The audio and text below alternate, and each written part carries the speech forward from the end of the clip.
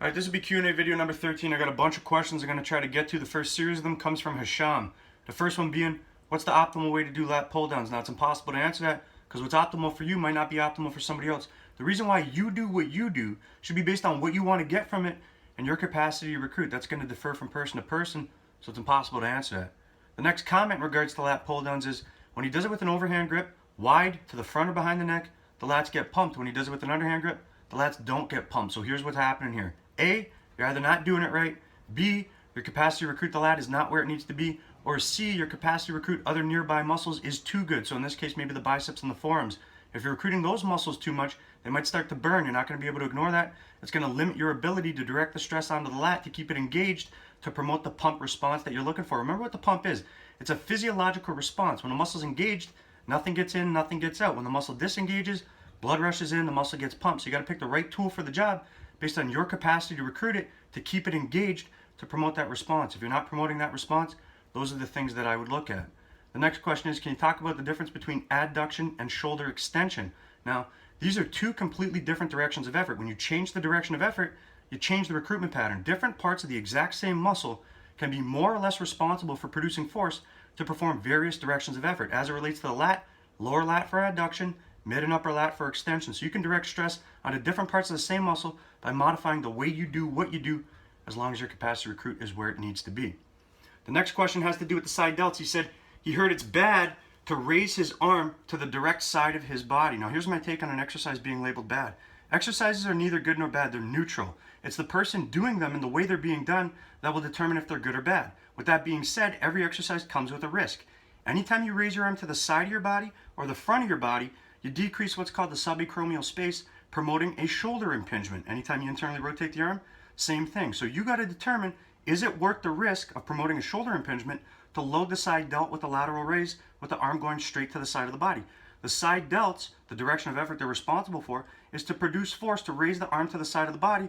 However, you're going to promote a shoulder impingement. So only you can make the decision for yourself in terms of whether or not that's something you want to do. The next question is, how do I get myself to look like Jeff something, Syed or Saeed or something like that? Apparently he's an Instagram champion, for those who are wondering who this person is. I could have Googled it if I really wanted to get his name right, but I didn't really give a fuck because it doesn't change my answer anyways. Because if you want to look like somebody else, the formula is very simple. Restart your life, pick the same parents as them, and clone their brain so you make all the same decisions that they did. Now, all joking aside, you're never going to look like somebody else. But if you want to look more like somebody, what you need to do is define what it is about them that you want for yourself. Is this person lean? Is he leaner than you? Now you have a definition of what you want to accomplish for yourself, so you can channel your efforts accordingly to promote that response, but there's no guarantee you're ever going to look like him. The next question is, what's better? Partial repetitions, which allow you to use more weight, or training through a full range of motion? What you're asking me here is, what's the better tool? Now, it depends on what you're using it for. If I said, what's the best tool? Or what's a better tool, a hammer or a paintbrush? What would you say? You'd say, well, it depends on what you're using it for. A hammer's a pretty useless fucking paintbrush, and a paintbrush is pretty useless for the things that a hammer would do. So it depends on why you're using it. It's impossible to answer that question. Next question comes from Jakub Kowalski. He says, can you talk about isometric failure? I'm not sure exactly what you want me to say, so I'm just going to talk. Hopefully it answers your question. There's three types of contractions: concentric, isometric, eccentric. There's two types of intention: to overcome or to yield. Failure can be defined as the incapacity to produce enough force to overcome the resistance, however much that might be. If I wanted to take a set to isometric failure, there's two ways I could do it. Number one, push or pull a bar into the pins in a power rack. When you can't do it anymore, you've reached isometric failure. Or hold the weight in space, whatever exercise that you're doing, just hold it there. When you can't hold it there anymore, you've reached isometric failure, and it's going to get lowered closer to the earth because of what we call gravity. So hopefully that answers your question.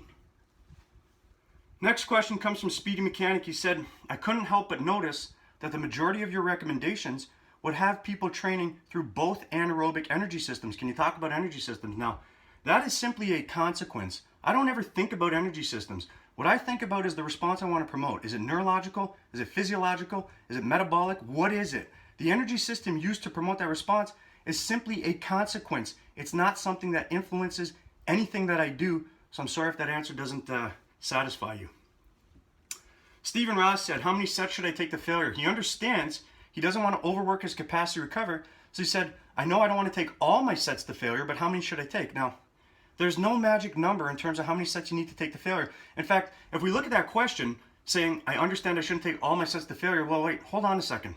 Legend has it that Dorian Yates took all his sets to failure. However, he was only doing 1 set per exercise. So the whole is greater than the sum of its parts. You can't just say not to take all sets to failure because it depends on how many sets you're doing. If you're only doing 1 set, worked pretty well for Dorian. So there's a lot of things to take into consideration. Don't get locked in on a magic number. Training is a subjective experience that only you're experiencing.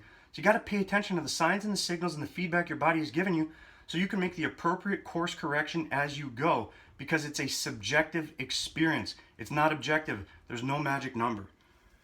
Now, I'm noticing a lot of new names in the comments lately, a lot of positive things being said. I'm very appreciative and grateful. I know there's a lot more questions as well from some new names. If your question wasn't on the board, it's just because I can only fit so many on the board. I'll do my best to answer it in the next video, but until then, if you like the information shared in this video, then share it. Click the fucking button at the bottom of the screen you're looking at. Subscribe to the channel and support me. And I'm going to keep on bringing it.